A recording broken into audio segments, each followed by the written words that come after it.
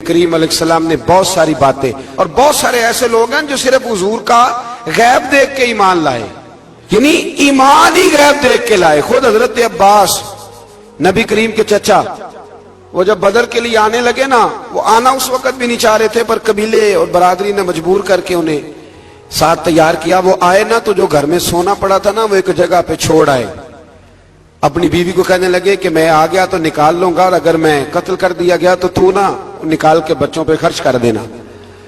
تو نبی پاک علیہ السلام کے پاس جب یہ قیدی ہو کے آئے تو حضور نے فرمایا چچا فدیہ دو، اتنے پیسے دو، چلے جاؤ۔ تو کہنے لگے میرے پاس تو شے ہی کوئی نہیں۔ وہ جو 15 دن عمرے والے وہاں رہتے ہیں نا، وہ 2.5 من کی شاپنگ کر لیتے ہیں، اور جب کسٹم والا کہتا ہے پیسے دو تو تازہ عمرہ کیا ہوتا ہے، کہتے شے ہی کوئی نہیں۔ یہ ظلم ہے، تازہ عمرہ کیا ابھی آئے ہیں، ہاں جی۔ تو مطلب اتنی خستہ حالی ہو جاتی ہے۔ یہ میں پریکٹیکل بتا رہا ہوں اللہ کے فضل سے۔ ایک سے میں نے کہا تو مجھ سے لے لے، کہتا چپ کرو تسی کو بچ بول دے ہو۔ میں نے کہا مجھ سے لے لو، دے دینا، کہتا تو چھڈو۔ بھائی چھوڑیں، آپ کیوں غلط بات کرتے ہیں؟ تو بہت سارے بندے ہوتے ہیں جو کہتے ہیں شے ہی کوئی نہیں، بالکل کوئی شے نہیں۔ ہاں کوئی پلاٹ سستا بک رہا ہو تو پیسے نکل آتے ہیں، پھر کہتے میں پھڑے نہیں کسی کو لو، بھائی کو کھا جائے گا۔ چلے ٹھیک ہے آپ چھپائیں اپنی دولت کو، لیکن ان لفظوں کے ساتھ ناشکری کرنا کہ شے ہی کوئی نہیں، یہ معاملہ درست ہے۔ تو حضرت عباس نے بھی نا نبی کریم کی بارگاہ میں عرض کیا حضور کوئی شے نہیں، کہاں سے دوں؟ تو حضور مسکرائے۔ حضور نے فرمایا چاچا جب گھر سے نکلنے لگے تھے تو وہ اکیلے میں میری چچی کو بلا کے جو پیسے دے کے آئے تھے، اور وہ اس کو کہہ کے آئے تھے کہ میں آ گیا تو میں تمہیں بتاؤں گا کیا کرنا ہے، نہ آیا تو پھر نکال کے بچوں پہ خرچ کر دینا۔ یہ سن کر حضرت عباس پہ راشا ہوا طاری، یہ سن کر حضرت حفیظ جلندری کہتے ہیں یہ سن کر حضرت عباس پہ راشا ہوا طاری کہ پیغمبر تو رکھتا ہے دلوں کی بھی خبرداری۔ خیال آیا مسلمان نیک و بد پہچان جاتے ہیں، اور محمد آدمی کے دل کی باتیں جان جاتے ہیں، محمد آدمی کے دل کی باتیں جان جاتے ہیں۔ اور کوئی غیب تم سے نہا ہو بھلا جب خدا ہی نہ چھپا رہا، تم پر کروڑوں درود و سلام جب خدا ہی نہ چھپا رہا۔ کتنی عجیب بات ہے، یہاں بھی لوگ ترازو لے کے بیٹھے۔ اقبال سے کسی نے کہا کہ 2 علماء کی بحث ہے، ایک کہتا ہے حضور کو غیب نہیں، دوسرا کہتا ہے آؤ چلے۔ تو اقبال کہنے لگے مجھے شرم نہ آئے گی میں وہاں چلا جاؤں جہاں لوگ میرے نبی کا علم تولنے کے لیے ترازو لے کے بیٹھے ہیں، حضور کا علم تول رہے ہو؟ اقبال کہنے لگے میرے نبی کے تو غلاموں کا علم نہیں تولا جا سکتا، تم حضور کے علم کی بات کرتے ہو۔ یہ تھوڑا سوچ سمجھ کے بات کرنی چاہیے، اور نص قطعی ہے قرآن پاک کی۔ ایک دن سجا لیا تھا میرے نبی پاک نے منبر، فرمایا پوچھ لو پھر جو پوچھنا ہے پوچھو۔ تو حضرت عمر جیسے لوگ اٹھ کے کھڑے ہو گئے، کہا یا رسول اللہ ہم اللہ کے رب ہونے پہ راضی ہیں، آپ کے رسول ہونے پہ راضی ہیں، اسلام کے دین ہونے پہ حضور ہم بڑے راضی ہیں، ہم بڑے راضی۔ اس لیے یہ تو ایسا مسئلہ ہے کہ اس مسئلے کو دیکھ دیکھ کے لوگ مسلمان ہوئے۔ تو حضرت عباس کو جب حضور نے ساری بات بتائی نا تو حضرت عباس کہنے لگے فدیہ مرضی کا لے لینا پر پہلے مجھے کلمہ پڑھاؤ۔ کہا کیوں؟ فرمایا مجھے سمجھ آ گئی ہے، وہ بات میرے اور میری بیوی کے علاوہ کسی کو پتہ ہی نہیں، اگر آپ کو پتہ چلی ہے تو یقیناً آپ کو کوئی بتانے والا ہے، تو وہ جو آپ کو بتانے والا ہے نا وہی رب العالمین ہے۔ تو حضور کا تو غیب دیکھ کے دنیا کلمہ پڑھ جاتی تھی۔ اس پر بڑی تفصیل سے میں نے ایک دفعہ بات کی تھی، موقع ملا تو وہ ساری روایات ایک جگہ کسی وقت جمع کریں گے انشاءاللہ تعالی، اور آپ کو عرض کریں گے کہ وہ کیا خوبصورت ماجرا ہے۔ اور اب تو الحمدللہ ایک اور آسانی بھی ہو گئی ہے، میری باتیں کوئی اس قابل تو نہیں تھی لیکن چونکہ اللہ رسول کے فرامین تھے تو ایک دوست نے لکھنی شروع کر دی، انشاءاللہ جلدی چھپ بھی جائیں گے۔ تو عرض کرنے کا مقصد یہ ہے کہ یہ چیزیں آئیں گی اور آپ کو بتائیں گے کہ اللہ نے اپنے محبوب کریم کو کس طرح غیب کے خزانوں کی کنجیاں عطا فرمائی ہوئی۔ تو اس سے آگے پھر سورہ مزمل شروع ہوتی ہے، سبحان اللہ، سورہ یا ایھا المزمل، کہا او چادر اوڑھنے والے محبوب، قم اللیل الا قلیلا، ساری رات نہ بیدار رہا کر، تھوڑا آرام بھی کر لیا کر، تھوڑا سا۔ کیا کہا حضرت نے؟ خدا کی رضا چاہتے ہیں دو عالم، خدا چاہتا ہے رضا۔ اور درویش کہتے ہیں رب آکھیا سونے محبوبہ تیرے 100 ناز اٹھانا ہاں لوکی میری قسماں چاندے نے میں تیری قسماں چاہنا. کہا اے میرے پیارے حبیب اے چادر اوڑھنے والے تھوڑا آرام بھی کیا کرے. حضور ساری رات نماز پڑھتے تھے نا. اللہ نے کہا محبوب تھوڑا آرام بھی کیا کرے. پھر اس میں بڑے خوبصورت چیزیں اللہ کریم نے بیان فرمائی ہیں. قیامت کی ہولناکیوں کا بھی ذکر فرمایا ہے. پھر آخر میں فرمایا کہ تم اپنی بھلائی کے لیے جو کچھ بھی آگے بھیجو گے اس کو اللہ تعالیٰ کے پاس اس سے بہتر اور زیادہ ثواب والا پاؤ گے. یعنی اس کا معنی یہ بھی ہو سکتا ہے کہ اپنی سوچ سے زیادہ تم ثواب پاؤ گے جو چیز آخرت کے لیے تم بھیجو گے. اور اللہ سے مغفرت طلب کرتے رہو. بے شک اللہ بہت مغفرت فرمانے والا اور بے حد رحم کرنے والا ہے. پھر اس سے آگے سورہ مدثر ہے. مزمل کے فوراً بعد سورہ مدثر. اس سورہ مبارکہ میں بڑا خوبصورت انداز ہے. یا ایھا المدثر اے چادر اوڑھنے والے قم فانذر اٹھیے اور لوگوں کو ڈرائیے. اٹھیے آپ پیغام دیجئے. اٹھیے لوگوں کو ڈرائیے. اٹھ باندھ کمر کیوں ڈرتا ہے پھر دیکھ خدا کیا کرتا ہے. آپ اٹھیے. اس صورت میں اللہ تعالیٰ نے آپ کو شان محبوبی کے ساتھ خطاب کرتے ہوئے فرمایا ہے چادر اوڑھنے والے اٹھیے اور لوگوں کو اللہ کے عذاب سے ڈرائیے اور اپنے رب کی کبریائی کا اعلان فرمائیے. بتائیے کہ آپ کا رب کتنا بڑا ہے. آیت نمبر 42 میں فرمایا جہنمیوں سے پوچھا جائے گا تمہارے جہنم میں جانے کا سبب کیا بنا. یہ سورہ مدثر کی آیت نمبر 42 چلو بتالی آخری نے آیت نمبر 42. جہنمیوں سے پوچھا جائے گا جہنم میں آئے ہو تو سبب کیا بنا. تو وہ پہلا سبب بتائیں گے کہ ہم نماز پڑھنے والوں میں سے نہ تھے. پہلا سبب دوزخ میں جانے کا نماز نہ پڑھنا ہے. رمضان کے بعد بھی پڑھیں گے انشاءاللہ اور عید والے دن بھی پوری 5 پڑھنی ہے انشاءاللہ. پوری 5. یہ نئے کپڑے لوگوں کو بعد میں دکھانا. پہلے سویرے پہن کے نا رب کی بارگاہ میں جاؤ. سویرے پہن کے نا. علامہ عبدالستار خان نیازی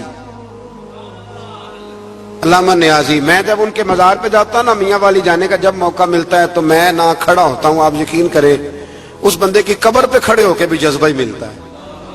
کیا بندہ تھا وہ. نا پگڑی باندھتے تھے بڑی. ہمارے بریلی شریف کے بزرگ بھی نا وہ پگڑی باندھتے شملے والی. چلے آج بات آ گیا تو اس کی بھی میں حکمت بتا دوں. وہاں نا سکھ بھی پگڑی باندھتے تو کپڑا بھی اکثر ایک جیسا ہی ان کے لیے آتا تو مسلمان بھی خرید لیتے تھے. تو وہ سکھ جو ہوتا ہے نا وہ شملہ نہیں نکالتا. تو اس سے فرق کرنے کے لیے وہاں کے مشائخ نے نا شملہ نکالنا شروع کیا. تو میں شادی باندھا کرتا تھا تو ایک دفعہ مجھے حضرت مفتی تحسین رضا صاحب رحمۃ اللہ تعالیٰ علیہ فرمانے لگے شملے والی باندھا کرو. تو میں نے کہا حضور اب چھوٹے لوگوں کو تو اچھی نہیں نہ لگتی. تو فرمانے لگے لوگوں کو تھوڑی دکھانی ہے یہ تو رسول اللہ کی سنت ہے. تو آپ شملے والی باندھے. جب ہم جو کہہ رہے ہیں تو میں بھی اکثر وہ پگڑی باندھتا ہوں اور کبھی بہت بڑی باندھتے تھے. تو علامہ نیازی پگڑی باندھتے تھے تو جن لوگوں نے دیکھا بڑی اونچی ہوتی تھی اور بڑی اونچی پگڑی اور ہاتھ میں چھڑی ہوتی تھی اور کبھی وہ تقریر کرتے تھے تو زمین پہ لگاتے تھے تو پتہ چلتا تھا کہ مرد بات کر رہا ہے. اور علامہ اقبال کے ڈائریکٹ شاگرد تھے علامہ عبدالستار نیازی شاگرد. وہ مدینہ شریف جانے لگے نا تو کسی نے ان سے کہا نیازی صاحب یہ پگڑی اتار کے جاؤ. یہ پگڑی اتار کے جاؤ. تو علامہ نیازی صاحب فرمانے لگے کیوں اتار کے جاؤں. پہن کے جاؤں گا. جب حضور کی بارگاہ میں نیازی کا سر جھکے گا تو شملہ بھی جھکے گا اور دنیا کو پتا چلے گا جس کا سر کبھی کہیں نہیں نہ جھکتا اس روزے پہ آ کے اس کی گردن بھی جھک جایا کرتی. اس لیے ساتھ لے کے جانی ہے پگڑی تاکہ لوگوں کو پتا چلے. تو آپ نئے کپڑے پہن کے نا کبھی سج سنور کے مسجد بھی جایا کریں خوبصورت ہو کے. قرآن مجید نے کہا غالباً 9ویں پارے میں ہے کہ نماز کے وقت زینت اختیار کرو اچھے بن کے. تو نئے کپڑے پہن کے نا عید والے دن 5 نمازیں پابندی سے پڑھنی ہے انشاءاللہ تعالی. یہ رش دیکھنا ہے انشاءاللہ تعالی. پتہ چلے گا کہ رمضان کے روزوں نے اثر کیا ہمارے اوپر. تو جہنمیوں سے پوچھا جائے گا دوزخ میں آنے کا سبب کیا بنا. تو کہیں گے ہم نماز پڑھنے والوں میں سے نہ تھے. اور دوسری بات یہ کہیں گے کہ ہم مسکین کو کھانا نہیں کھلاتے تھے. دوزخ میں جانے کا دوسرا سبب کہ توفیق کے باوجود لوگ مسکینوں کا خیال نہیں رکھتے. اور تیسری بات وہ یہ کہیں گے کہ ہم لغو کاموں میں مشغول رہتے تھے. لغو کام، بےہودہ کام اس کو کہتے ہیں جس کا فائدہ کوئی نہیں. یہ بڑے بڑے سیانے لوگ گیمیں کھیلتے، سیانے لوگ، عقل مند لوگ، تو یہ جہنم میں جانے کا تیسرا سبب قرآن نے بیان کیا. لغویات، پھٹے پہ بیٹھ گئے فضول بات شروع کر دی. بھئی اس سے بہتر تھا تو قرآن مجید کی تلاوت کرتا. ایسے ہی بلا وجہ لغویات ہیں یہ ساری.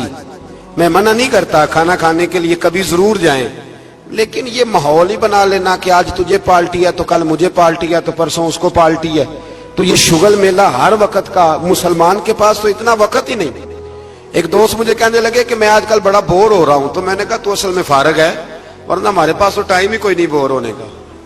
بندہ مطلب کو فرصت ملے تو بور ہو نا، پتہ نہیں کہاں سے لوگ ٹائم نکال لیتے، اب بور بھی ہو لیتے. تو آپ فارغ، لغویات سے بچے. لغو کام کرنا جہنم میں جانے کا تیسرا سبب ہے. یہ قرآن مجید نے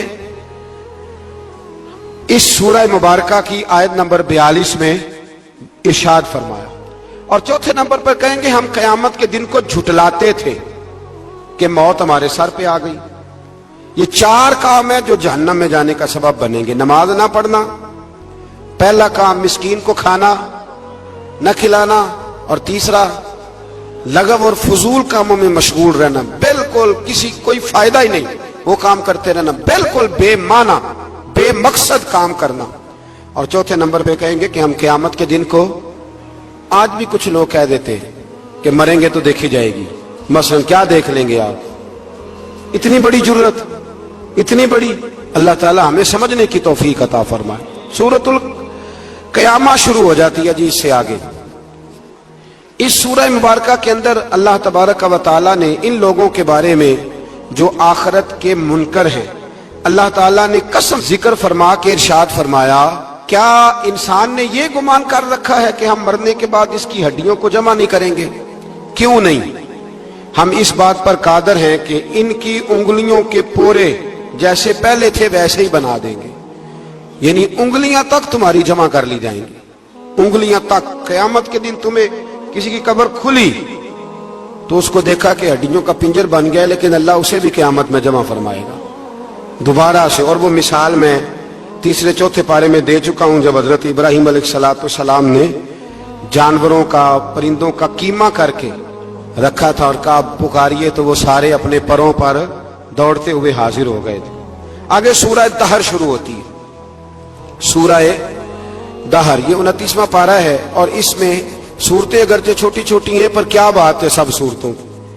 ہر سورہ مبارکہ بڑی اپنے اندر امتیازی شان رکھتی ہے. سورہ دہر میں فرمایا حل اتا علی الانسان حین من الدہر لم یکن شیئا مذکورا. فرمایا بے شک گزرا ہے انسان پر زمانہ ایک ایسا کہ جب وہ کوئی قابل ذکر چیز نہیں تھا. ایک وقت تھا کہ جب کوئی اس کا ذکر تھا کہ نہیں، وہ وقت بھی جب نہ نام تھا نہ ولدیت تھی. پھر دنیا میں آ کے لوگ سمجھتے ہیں کہ میں اٹھتا ہوں تو زمانہ اٹھتا ہے، میں بیٹھتا ہوں تو زمانہ میری وجہ سے نظام چلتا ہے. تو اللہ فرماتا ہے حین من الدہر لم یکن شیئا مذکورا، تیرا تو ذکر ہی کوئی نہیں تھا، تو جانتا ہی کوئی نہیں تھا، یہ تو رب نے تجھے پیدا کیا ہے. اب تو سمجھتا ہے کہ میں کوئی چیز ہوں. بڑے بڑے لوگوں کی قبروں پہ جاؤ، کوئی پوچھنے والا نہیں، کوئی نہیں. وہ جو کہہ دیتے تھے تو قانون بنتا تھا. قانون جن کے سائن کرنے سے لوگ پھانسی سے بچ بھی جاتے تھے اور پھانسی لگ بھی جاتے تھے، آج ان کا جاننے پہچاننے والا کوئی نہیں. تو انسان نا بھول جاتا ہے. ایک دور وہ بھی ہوتا ہے جب بس میں بیٹھنے کو جگہ کوئی نہیں دیتا، اور ایک دور وہ بھی ہوتا ہے کہ درجنوں کاریں لے کے لوگ گلیوں میں کھڑے ہوتے ہیں. انسان کو سارے وقت یاد رکھنے چاہیے، اسے بھولنا. حضور علیہ السلام اکثر فرمایا کرتے تھے کہ میں تو اس ماں کا بیٹا ہوں جو گوشت کے خشک ٹکڑے کھا کے بھی گزارا کر لیتی تھی، گوشت کے خشک ٹکڑے کھا کے بھی گزارا کر لیتی تھی. اور حضرت عمر فاروق کی زبان پر یہ جملہ ساری عمر رہا کہ میں اونٹ چرانے والے کا بیٹا ہوں. یعنی ساری زندگی رہا. لوگ بھول جاتے. محمود غزنوی نے ایاز کو بڑا نوازا. لوگوں نے شکایت کی کہ ایاز تو آپ سے تحفے لے لے کے تو جنگل میں جمع کر رہا ہے دولت. محمود کہنے لگے تمہیں کیسے پتا؟ کہنے لگے اثر کے بعد کہاں جاتا ہے روز، پتا ہے؟ لگا نہیں. تو کہا پھر آپ کو آج تک یہ نہیں پتا کہ اثر؟ محمود کہنے لگے واقعی یار اس نے کبھی بتایا نہیں اثر کے بعد کہاں ہوتا ہے۔ اثر کی نماز پڑھ کے محمود ایاز کے پیچھے پیچھے گئے تو جنگل میں جا کے نا ایک جھونپڑی اندر سے کنڈی لگا لی، سپاہی ساتھ تھے۔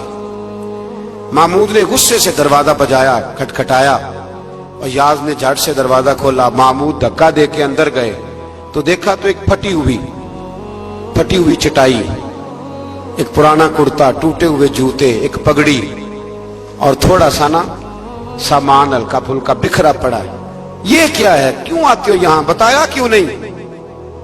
تو ایاز کہنے لگے بادشاہ میں یہاں نہ روزانہ اپنی اوقات یاد کرنے آتا ہوں۔ کیا مطلب؟ کہنے لگے جب میں تیرے پاس آیا تھا تو یہ والا میں نے پہنا ہوا تھا لباس، یہ میرے گھر کی کل مالیت تھی، تو بادشاہ ہے، آج اگر تو ناراض ہو جائے تو کون پوچھ سکتا ہے؟ میں روز آ کے اپنی اوقات یاد کرتا ہوں کہ دوبارہ اگر یہاں آنا پڑے تو مجھے مشکل نہ ہو۔ ملا رومی سے کسی نے کہا تھا خشیت کیا ہوتی ہے؟ تو آپ فرمانے لگے ایک مانگنے والی سے ایک بادشاہ نے نکاح کر لیا تھا، مانگتی تھی، بادشاہ کو پسند آ گئی، شادی ہو گئی، تو سارا دن روتی تھی، سارا دن روتی تھی۔ تو اس کی کنیزیں اس سے کہنے لگی کہ بس بھی کر، اللہ کا شکر بھی ادا کر، اتنا تجھے اللہ نے نواز، تو روتی رہتی ہے۔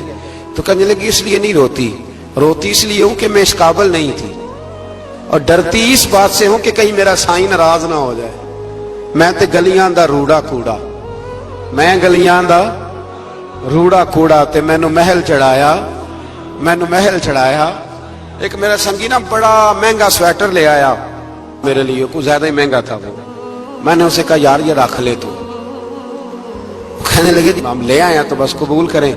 تو میں نے کہا میری اماں نا کروشیے سے میرے لیے سویٹر بناتی تھی، کروشیے کی ٹوپی، پتہ نہیں کروشیے کا بھی نئی نسل کو پتہ ہو کہ نہ ہو، تو وہ اماں جی نے بنا کے دیا، تو پھر اس کے بعد میرے چھوٹے بھائی نے بھی پہنا، پھر میرا ایک بھانجا لے گیا چھوٹا، اس نے بھی پہنا۔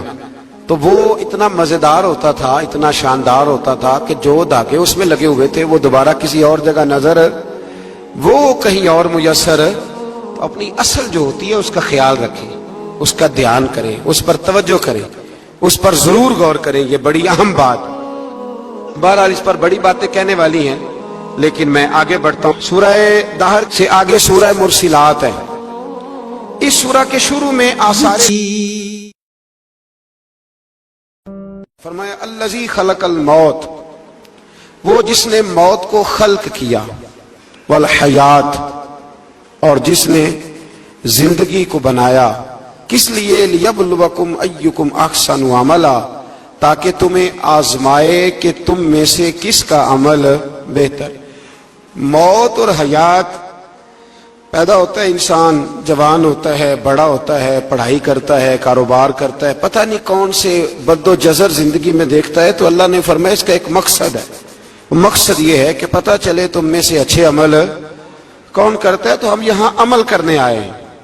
قیامت کے دن جو بات ہوگی وہ اعمال کی ہوگی، مکان جائیداد کار کوٹھی کی بات نہیں ہوگی۔ تو اعمال، اچھا عمل، احسن عملہ کے تحت مفسرین نے لکھا ہے کہ کام نیکی کا جب بھی کرو ذرا زیادہ ہی اچھا کر کے کرو، وضو کرو تو سونا کر کے کرو، نماز پڑھو تو ذرا آج گئے پڑھنی جو ہے تو اب ذرا سونی کر کے پڑھو، قرآن شریف کی تلاوت کرو تو ذرا پیاری کر کے۔ ذرا میں مدرسے کے بچوں کے ساتھ کبھی کبھی بیٹھتا ہوں، ان سے بڑا کچھ سیکھنے کو ملتا ہے، تو کبھی کوئی بات ان کو کہنے کا بھی موقع ملتا ہے، تو میں انہیں کہا کرتا ہوں کہ ہمارے بزرگ، میری اماں جی جب قرآن مجید کھولتی تھی نا، تو جو وہ رنگ تھا نا بزرگوں کا، حالانکہ وہ حدیثوں میں ہم نے نہیں دیکھا، لیکن وہ کبھی ہم جا کے کوئی بات کرتے تھے نا، تو تلاوت کے دوران تو وہ جلدی سے منہ پہ انگلی رکھتی تھی کہ چپ کرو میں قرآن پاک پڑھ رہی ہوں، اور پھر شنیل کا غلاف، اور پھر اس غلاف کو علیحدہ چومنا، قرآن پاک کو علیحدہ چومنا، اور پھر اس کو ریل میں رکھنا، اور پھر کئی کر کے۔ تو ہم جو آج ہیں تو ہم اس عمل کو اتنا اچھا کر کے نہیں کرتے، بس ٹھیک ہے ہر وقت ہاتھ میں قرآن مجید رہتا ہے تو وہ رویہ نہیں، تو کام کرنا ہے تو اس کو کیا کریں؟ اچھا کر کے کریں، ذرا مزیدار کر کے کریں، عمل کریں تو ذرا بہترین عمل کریں۔ لیکن نا نبی کریم نے یہ نہیں فرمایا کہ میں تمہیں اخلاق سکھانے آیا ہوں، فرمایا میں اخلاق عالیہ کی تکمیل کرنے آیا ہوں، یعنی جو بڑا اخلاق ہے نا، احسن ترین عمل، اس کا میرے نبی پاک نے درس ارشاد فرمایا ہے. اس کا ایک صحابی نے پوچھا یا رسول اللہ صلی اللہ تعالی علیہ وسلم بہترین عمل کون سا ہے؟ بہترین عمل. تو حضور نے فرمایا بہترین عمل اس بندے کا ہے عمر لمبی ہو پر کام سارے ہی اچھے ہوں. یعنی تو احسن طریقے سے زندگی گزارے، اچھے طریقے سے تیرا وقت گزرے. تو عمل جب بھی کرے نا، دیکھے نا صدقہ اور خیرات کرنا ہے تو تانگ آ کے بھی تو کرنا ہی ہے نا، اور غریب کو 10 چکر گھر میں لگوا کے بھی تو کرنا ہی ہے نا، اس کو 6 دفعہ ڈانٹ کے بھی تو کرنا ہی ہے. تو کرنا ہے تو لہذا صحیح کر کے کر دو. مطلب وہ گھر میں خاتون خانہ نے کپڑوں کے لیے پیسے مانگ لیے تو 1.5 گھنٹے کے لیکچر کے بعد بھی تو دینے ہی ہے نا. کیا خیال ہے آپ کا؟ تو اگر وقت پہ دے دیے جائیں تو چلو معاملہ ذرا، یا تو نہ دیں، بات ختم ہو گئی. تو اگر آپ نے 1.5 گھنٹے کے شدید احتجاج کے بعد بھی دینے ہی ہیں تو پھر یہ ہے کہ عمل کو اچھا کر کے کر لیں، ذرا اس میں خوبصورتی رہتی ہے. اللہ تعالیٰ سمجھنے کی توفیق عطا فرمائے. بڑے خوبصورت مضامین ہیں اس سورہ مبارکہ میں. آیت نمبر 19 میں اللہ نے فرمایا کہ کیا انہوں نے اپنے اوپر کبھی پر پھیلائے اور کبھی پر سمیٹے ہوئے پرندوں کو نہیں دیکھا؟ کیا تم نے کبھی دیکھا نہیں کچھ پرندے اوپر اڑتے ہیں تو پر پھیلائے ہوتے ہیں اور کچھ نے پر سمیٹے ہوتے ہیں؟ تو فرمایا ان کو فضا میں رحمان کے علاوہ کو روک نہیں سکتا. صرف ایک رب رحمان ہے جس نے انہیں فضا میں، یار جہاز آپ نے دیکھا ہے اسے کون روکتا ہے؟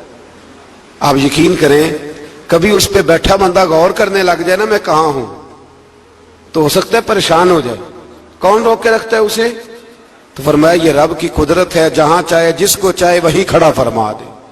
یہ اللہ تبارک و تعالیٰ کی قدرت ہے. آیت نمبر 20 میں اللہ کی مدد کرنے اور رزق عطا کرنے کا بیان ہے کہ اللہ مدد بھی کرتا ہے تمہاری اور تمہیں رزق بھی عطا کرتا ہے. آیت نمبر 23 میں فرمایا کہ اللہ وہ ہے جس نے تمہیں پیدا کیا، تمہیں سننے، دیکھنے اور سمجھنے کی صلاحیتیں عطا کی، مگر بندے بڑے کم ہیں، بڑے کم بندے ہیں جو اللہ کی نعمتوں کا شکر ادا کرتے.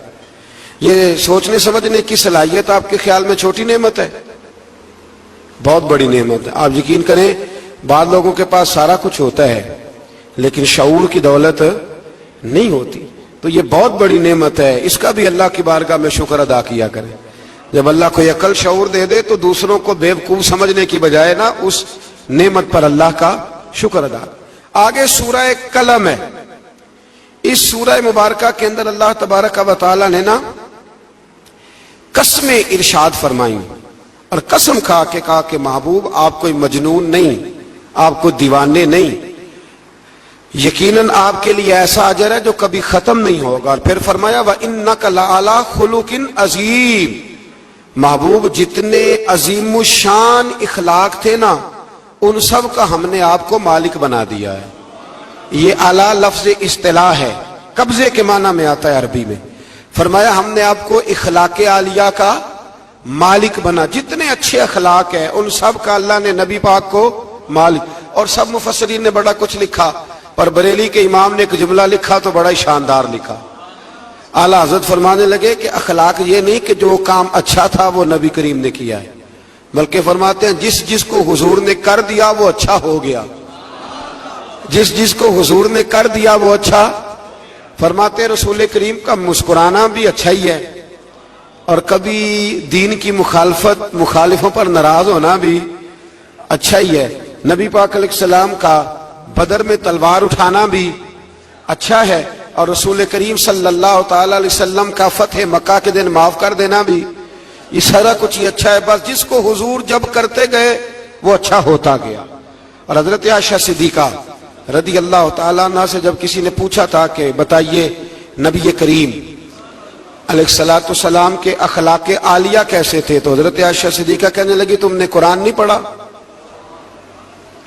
سارے اخلاق جو قرآن میں ہیں وہ سارا میرے رسول پاک کا اخلاق ہی ہے، وہ سارا میرے نبی کریم علیہ السلام کا اخلاق ہی ہے، وہ سارا اخلاق ہے رسول پاک سید عالم صلی اللہ تعالی علیہ وسلم. تو پھر اس سے آگے جا کے نا آیت نمبر 8 سے اللہ تبارک و تعالی نے رسول کریم صلی اللہ علیہ وسلم کو فرمایا کہ کفار چاہتے ہیں کہ دین کے معاملے میں آپ ان سے بے جا رعایت برتیں، آپ ان پر آسانی کریں، کھلی چھٹی دے دیں، اور جواب میں وہ بھی رعایت کریں گے۔ فرمایا ایسا نہیں ہو سکتا، حق پر کوئی سمجھوتا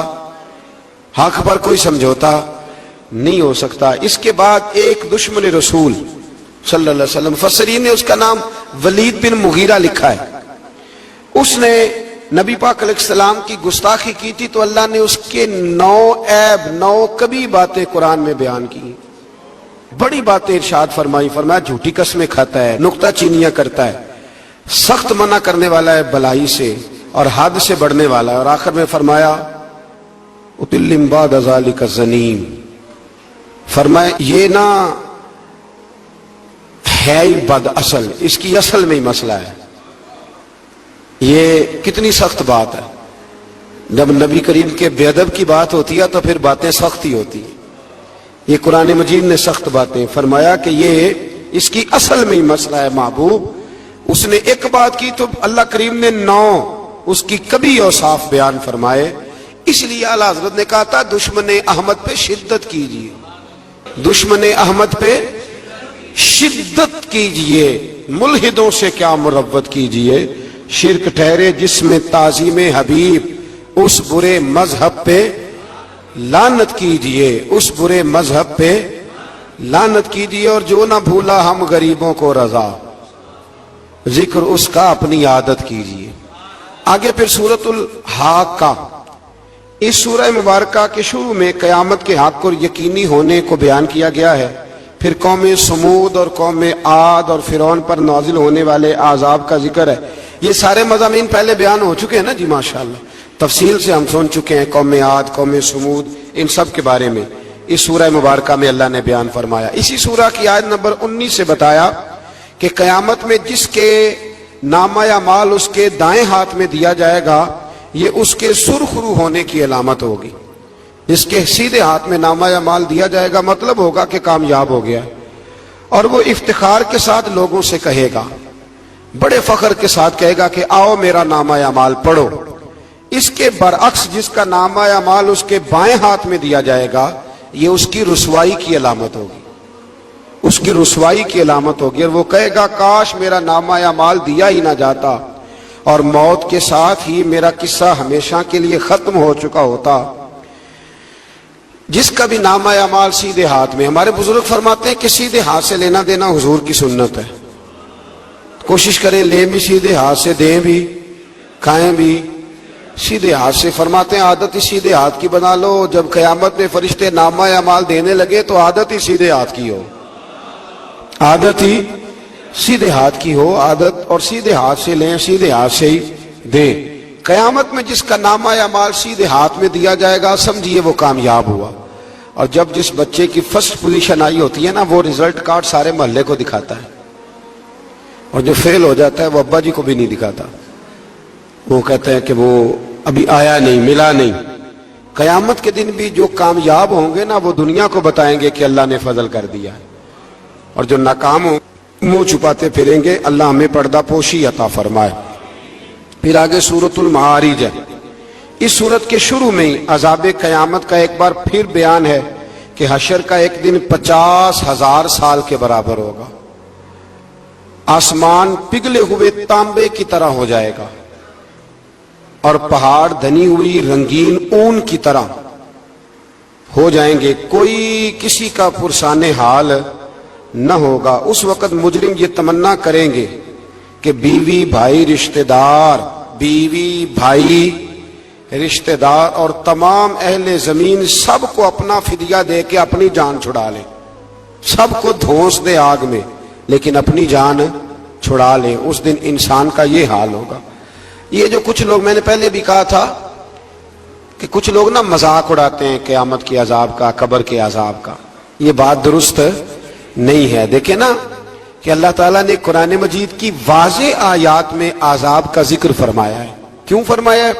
کہ لوگ اس عذاب سے ڈرے، اس سے بچنے کے لیے تیاری کریں، یہ بیان فرمایا۔ اب یہاں لوگ مذاق اڑاتے ہیں معاذ اللہ تعالیٰ، کہتے ہیں دیکھو جی فلاں مولانا کہہ رہے تھے بچھو آئیں گے تو یہ ہوگا، خدا کے بندو مولانا کون ہوتے؟ مولانا کون ہوتے ہیں یہ بات کرنے والے؟ یہ تو حدیثوں میں آئی، قرآن مجید کی آیات میں آئی. آپ مذاق نہیں اڑائیں، بلکہ کوشش کریں کہ اللہ تبارک و تعالی ہمیں سمجھنے کی توفیق عطا فرمائے. پھر آیت نمبر 19 سے انسان کے کم حوصلہ ہونے، مصیبت کے وقت گھبرا جانے اور نفع پہنچنے کی صورت میں بخل کرنے کا ذکر ہے.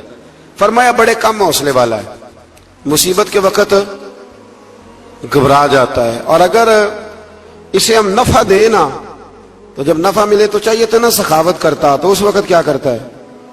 بخل کرتا ہے، کنجوسی کرتا ہے. اللہ فرما رہا ہے، نبی پاک علیہ الصلوۃ والسلام نے فرمایا یہ جو سخی ہوتا ہے نا، فرمایا یہ سخی بندوں کے دل کے قریب بھی ہوتا ہے، اللہ کے قریب بھی ہوتا ہے اور جنت کے قریب بھی ہوتا ہے.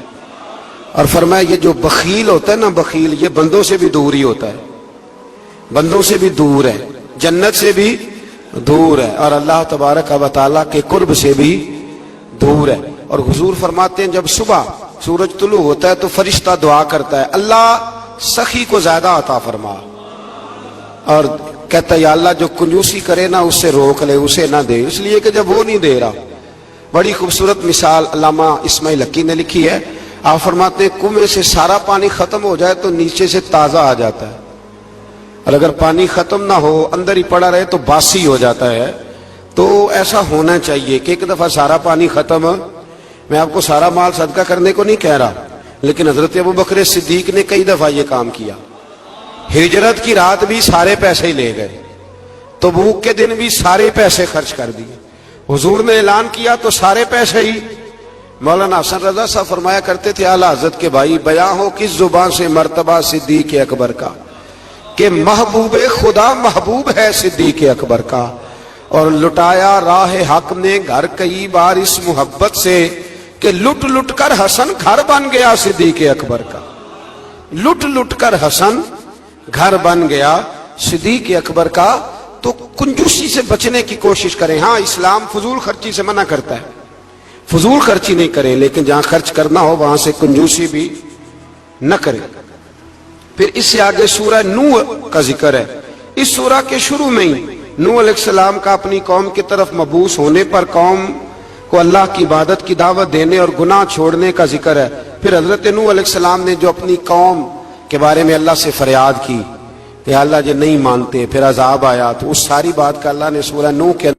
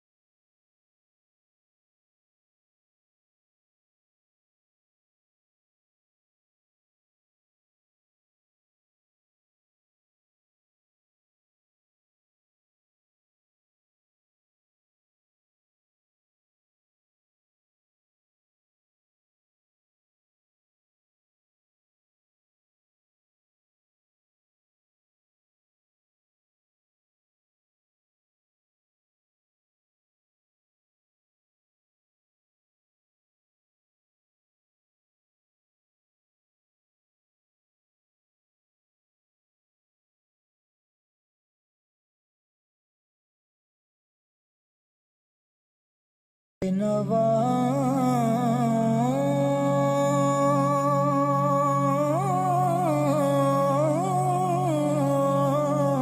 کی نوا سنتا ہے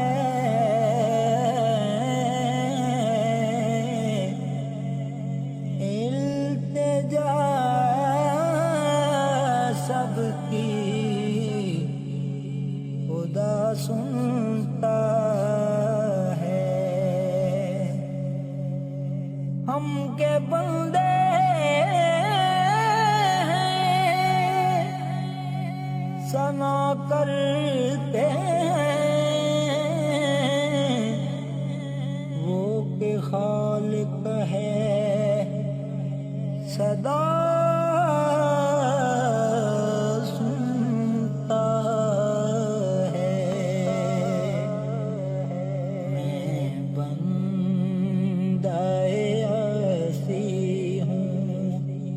عطا کار ہوں مولا میں بندہ ایسی ہوں عطا کار ہوں مولا لیکن تیری رحمت کا